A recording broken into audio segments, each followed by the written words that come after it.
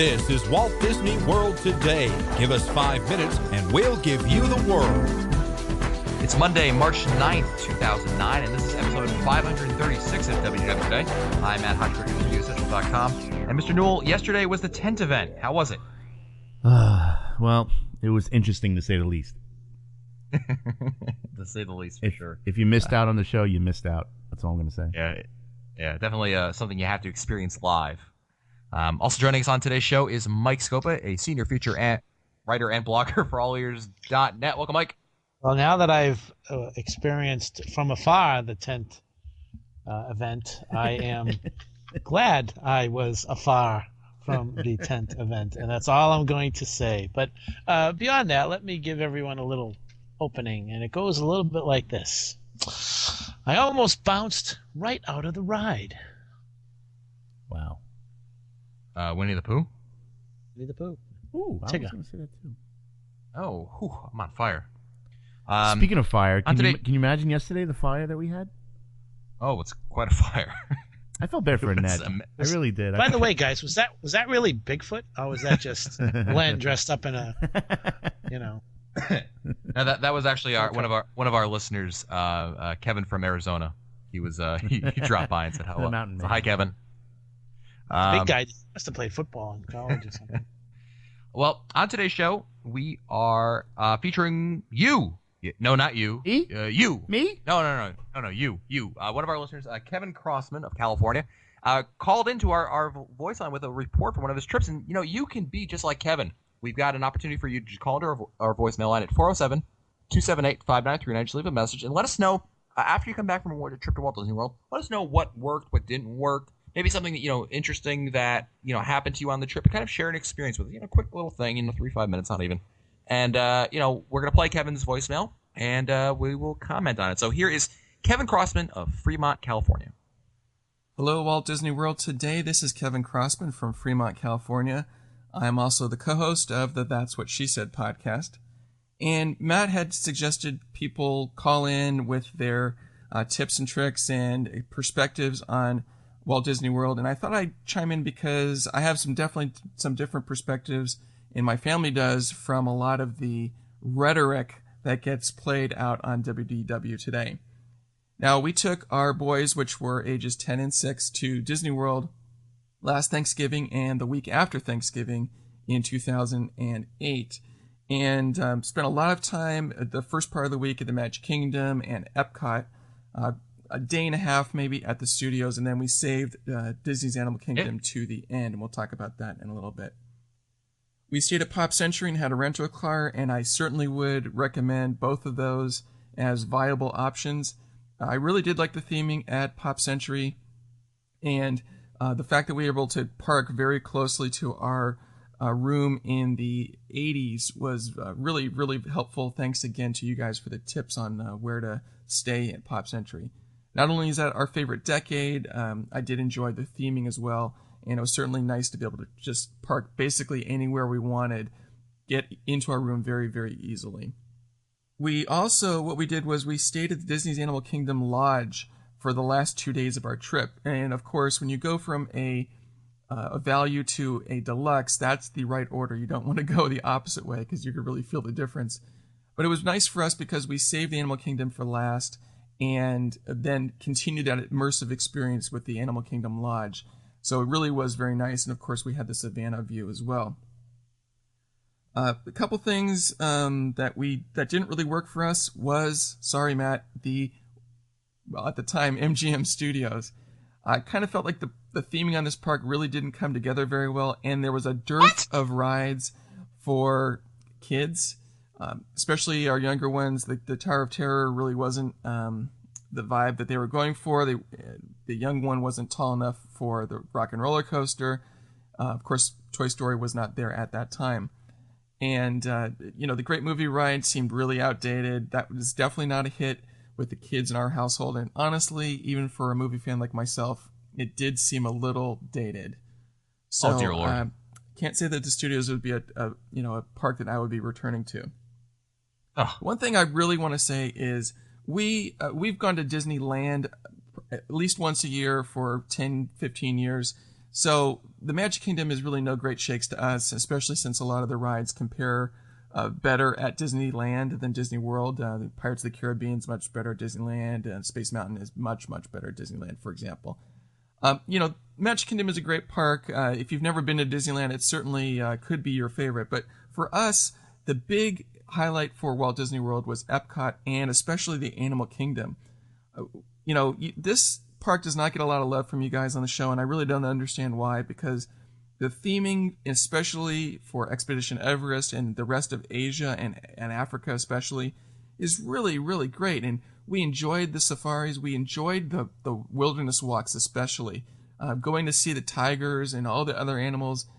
It was a really great change of pace to just walk at your own rate, look at the animals, and there was a lot of really great theming there, especially in Asia.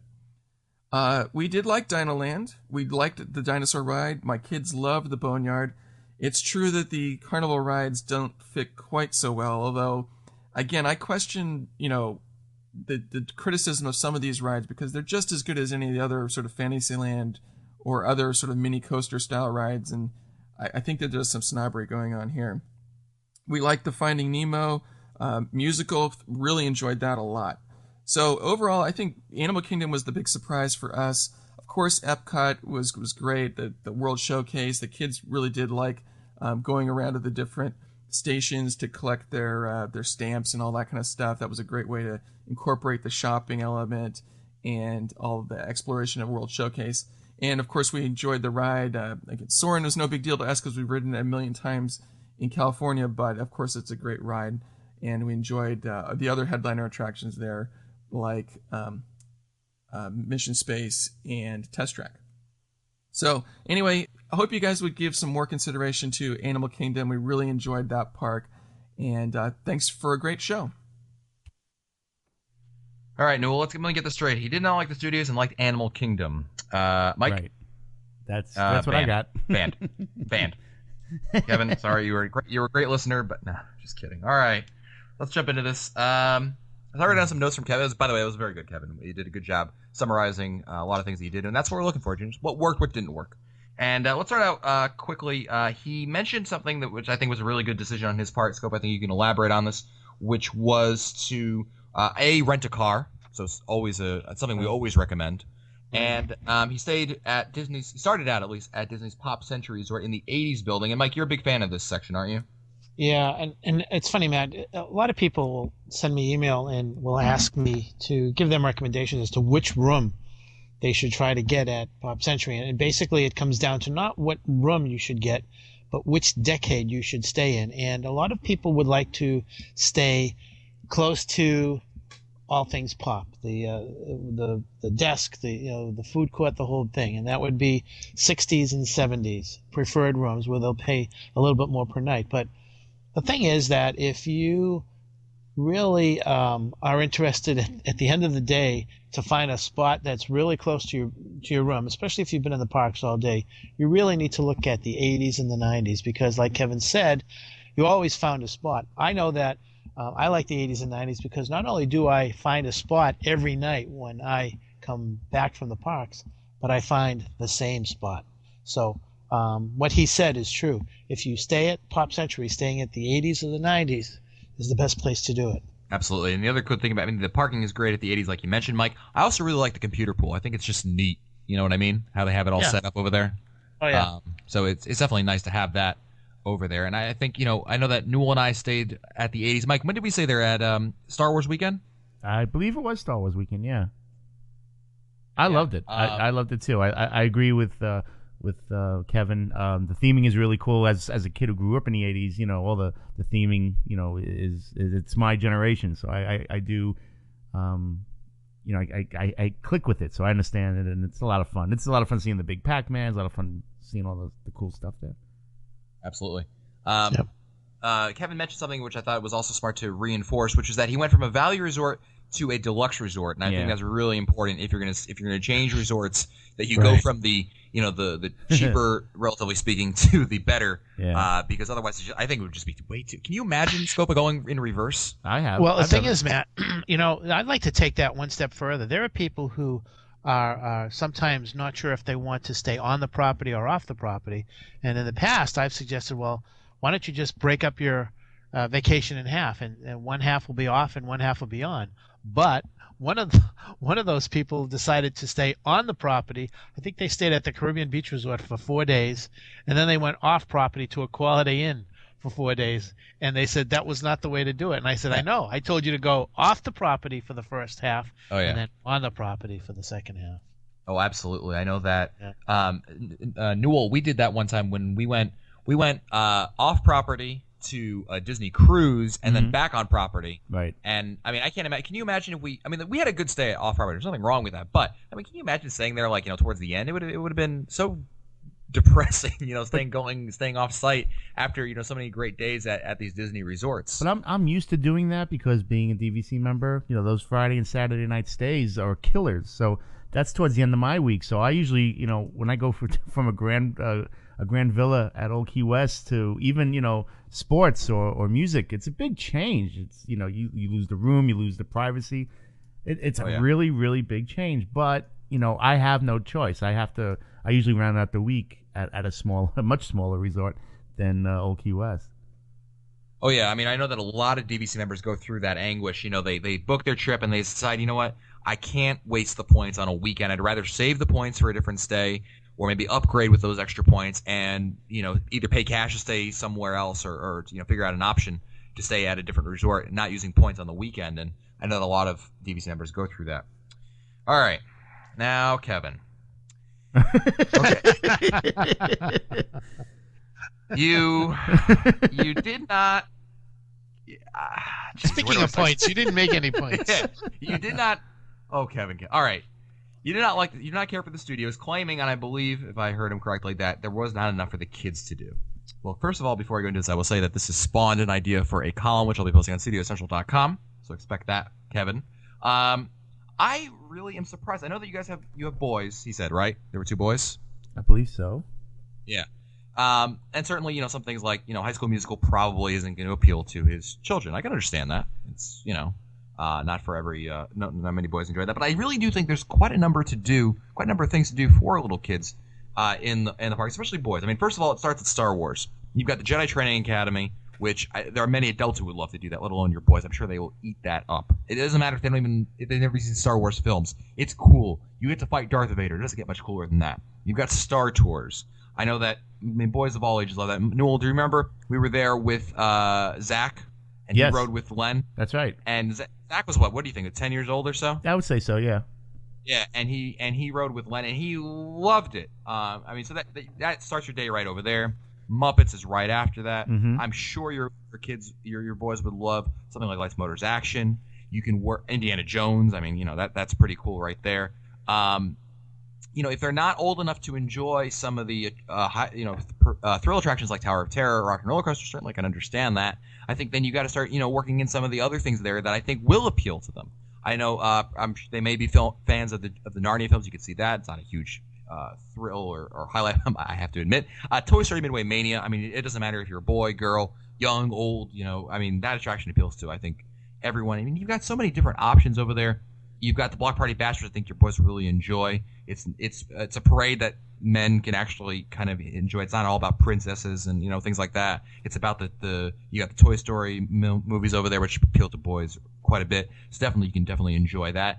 Streetmosphere is something I really think they could also enjoy and work those kinds of aspects out. There's so much entertainment beyond the parks. I know one of the really cool things that I think your boys will enjoy is around 11 a.m., usually in front of Sounds Dangerous, the Green Army Men from the Block Party Bash will do this impromptu show. It's usually around 11. Ask, I guess, relations when you get in the park.